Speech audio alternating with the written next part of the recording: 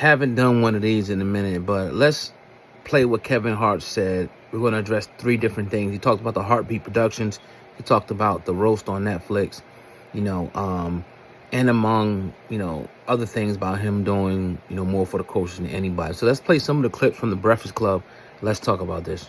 Roll tape. Hey, thumb up the video. Yeah, the George Floyd joke, it wasn't a tasteful joke to our culture, to our audience, but our audience that's watching the roast, if you're watching the roast, you get why they're doing it. You get why the racial humor is on the table. Like, it's not, I wasn't shocked. Like, that's what they do. Go look at the Tom Brady one. Like, that's what they do.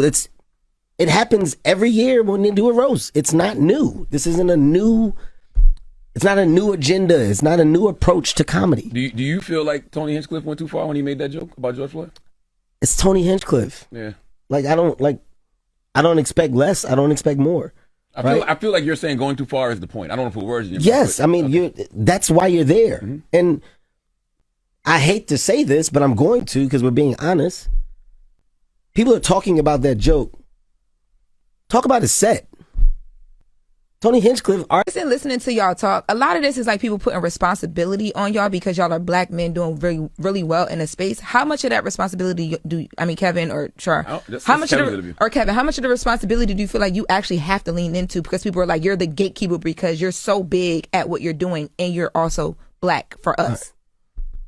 So I'm not going to say all that I do because I don't have to, right? There is not a person in my position doing more than me for their culture. I want to say that's a fact. In the space of comedy, there is not a person that has done more for comedians than Kevin Hart. More for black comedians than Kevin Hart. I'm an example of fucking camaraderie, loyalty. If you look at my team, you see the same fucking guys that you've seen with me from the beginning. True. All of them are doing very well in life. All of them have now put other people in positions around them to do better. I've created a fucking ecosystem of baton passing. I don't have to fucking brag about it. I don't have to say it. I don't have to say the comics' lives that I've changed or the people that are now getting X, Y, and Z. I do it because I want to do it. I do it because I find joy in doing it. I do it because that is now my new responsibility. I got here, so it's my job to get other people here.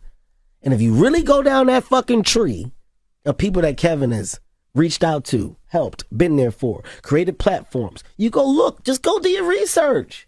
But that's why stuff like this is important, these conversations, because, and I say it all the time, when I know people, when I actually know what they do, and then you see certain headlines, you're like, come on, now that's some bullshit. And you want the right narrative to be out there. You want, not even the narrative, you want the record to be out there, the truth to be out there. Kevin Hart is not a coon. If you're not talking about me, then I'm doing something wrong, right? If the narrative attached to me in the new is a coon or a sellout or whatever the fuck it is, like I said, it doesn't reach me.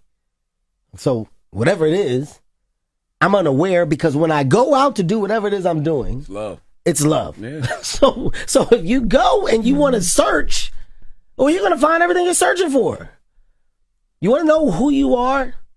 Well, go look at your phone and go look at whatever is on your Explorer page, your search engine, because algorithms now are based off of you and your voice. So if you see a bunch of toxic shit on your phone, if you see a bunch of fights, you see a bunch of racial shit, you see a bunch of weird fucking shit, that's what you talk about on the regular. Mm-hmm. That's what your phone is picking up, and that's now how they're feeding information to the masses. Mm-hmm. It's called technology. Mm-hmm. It's the new age of technology. Mm-hmm. So if you want a real reaction as to what you are and how you operate, that's your proof of concept right there. I don't look for dumb shit. I don't have the time. So in this case, all right, great, we're having a conversation. I don't need to have this conversation because I know the factual side to myself and my responsibility and what the ins and outs are and were. So when you go on and everybody has an opinion and the culture and this motherfucker, he should have did this. Everybody got all the answers when they don't have the opportunity. Word. I'll say it again. Everybody has all the answers with no opportunity. Of course you're a genius because you're not doing shit. Damn. Of course you know what you would do because you're never going to do it. Damn. Oh, I would have. You got to. Oh, well, when will you get a chance to do it? I challenge you. When will you get a chance to do it? The seat I sit in is a different fucking seat. And I don't say it cocky. I say it humbly. You will never sit in this fucking seat. So stop talking to me like you understand what this seat possesses. You don't. Well, you just piss people off. They in the comments. Great. I don't want to be in no fucking baby chair. Great. It happens. Yo, it happens. It's crazy. In the nature of business, in the nature of entertainment, in the nature of help, support, etc. I know what this seat fucking is, man. I know what I have to do and how much I do. I'm never compromising that. I'm never compromising my side of knowledge, my side of understanding to fucking argue with whom? Kevin Hart's a coon? Really? Okay. Had the fucking Roots and Meek Mill and all this. It couldn't be blacker. On a live thing on Netflix. What the fuck are we talking about? Say what you want to say, Kev. I mean, Jesus Christ. All these niggas around these white people. I mean, I just don't understand what we're talking about. Like, what's happening? What about? I got the Plastic Cup Boys on stage, not saying a word. These niggas just in the back. What is Kevin doing? Oh, Kevin's putting his guys on more. Kevin's putting his city on more. Kevin's putting his brother on more. Naeem, yeah. Like, what do you mean? Cheryl got a special? What are you talking about? Like, it's dumb. Is Cheryl getting a special afterwards? Why do you think she's getting a special afterwards? She said it's because of the roast. It's because of not just the roast, of fucking Kevin, you fucking genius. Like, what do you mean? This is why I get upset. And by the way, this is why I don't fucking go. As soon as the roast was over, and before the roast, I said, Cheryl, I want you to do the roast. Word. Cheryl said, well, Kevin, I don't know. They're saying that I can't say this. I said, who's saying? I'm talking to people, and they saying I should really think about the jokes. I said, who? Cheryl, you didn't talk to me. Cheryl, you're going to do whatever the fuck you want. That's why you're here. Now, you could tell this is kind of getting to Kevin Hart just a little bit. You know, all the backlash, the articles coming out about him downsizing his company. And, heavy is the head that wear the crown. You know what I'm saying? It's a little embarrassing, I think, for when you see this big-time comedian, he's doing layoffs. I mean, but it is what it is, right? And, as far as his contribution to the culture,